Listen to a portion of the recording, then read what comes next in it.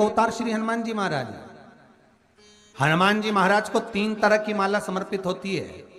एक आंकड़े के पत्ते की, दूसरी बेलपत्र के पत्ते की, तीसरी पीपल के पत्ते की। ये 3 तरह की माला जब हनुमान जी महाराज को समर्पित होती है। आंकड़े की माला, महाराज आंकड़े के पत्ते की जो माला होती है, ये माला कार्य की सिद्धि के लिए होती है। इसमें एक एक आंकड़े के पत्ते पर सीताराम लिखा जाता है।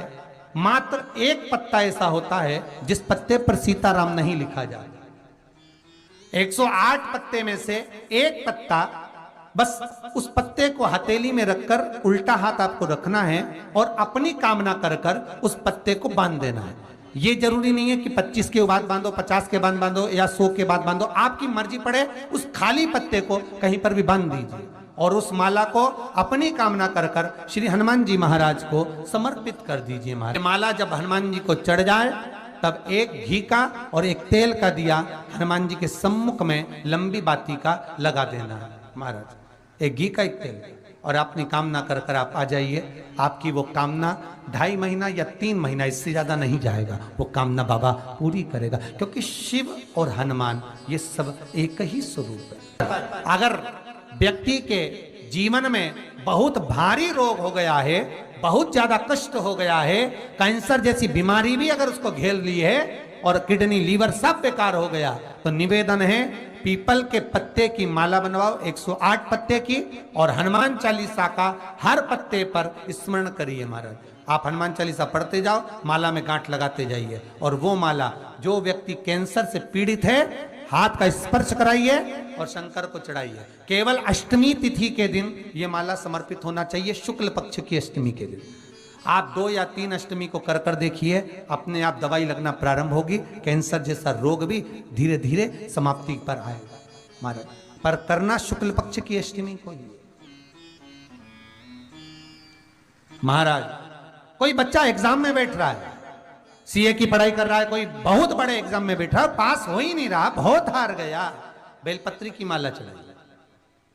पर बेलपत्र की जो माला है वो केवल प्रदोष पर चढ़ती है। श्री हनुमान जी महाराज आप बेलपत्र की माला चढ़ाओ, 108 बेलपत्र आप श्री शिवाय नमस्तुभ्यम मंत्र का जाप कर कर गांठ लगाकर भगवान श्री हनुमान जी महाराज के सामने पहुंचकर माला को सीधी रखकर, जो व्यक्ति एग्जाम में बैठ रहा है, नौकरी के लिए, अन्य पढ़ाई के लिए, अगर कंपटीशन एग्जाम में भी बैठ रहा है, तो माला को हनुमान जी महाराज, और हनुमान जी कौन से होना चाहिए?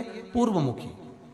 हनुमान दक्षिण मुखी नहीं चाहिए, पूर्व में जिन हनुमान जी का मुख हो वो माला ऐसी समर्पित कर कर हनुमान चालीसा का पाठ कर कर 3 बार स्मरण कर कर माला श्री हनुमान जी को पहना दीजिए।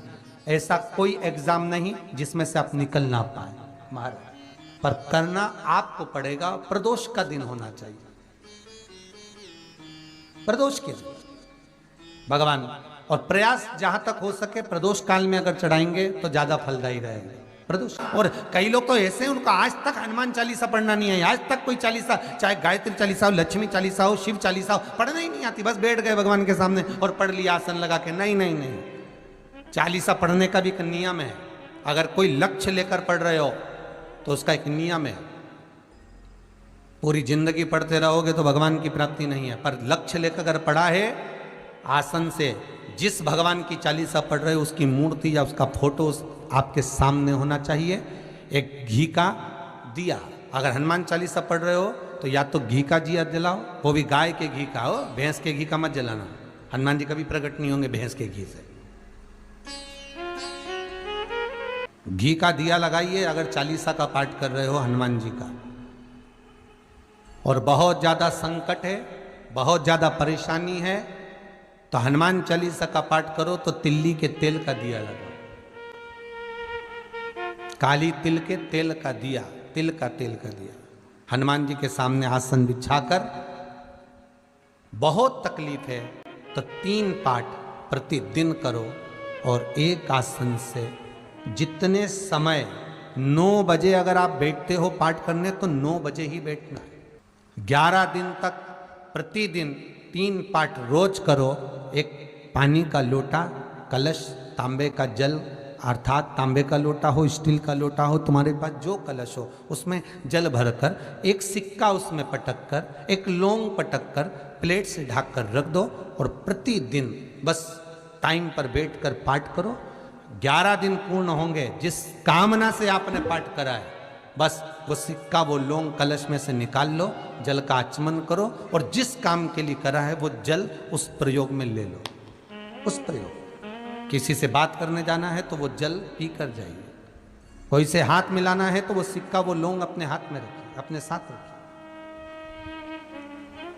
कई लोग कहते हैं हम तो बहुत दिनों से हनुमान चालीसा पढ़ रहे हैं, हम बहुत समय से राम रक्षा स्तोत्र का पाठ कर रहे हैं, हम बहुत समय से ये कर, अरे तो उसको नियम से तो करो। हनुमान चालीसा का प्रागट्य केवल एक दिल से की गई स्तुति। हनुमान जी महाराज की स्तुति, राम जी महाराज की स्तुति तुलसीदास जी ने केवल दिल से करी थी, केवल मन से। और ये नहीं कहते कि हनुमान चालीसा पढ़ोगे तभी भगवान, नहीं नहीं, आप दिल से अगर भगवान को पुकार लीजिए, आप दिल से पुकारो उसको, वो आएगा। नियम है महाराज, बहुत ध्यान दीजिएगा।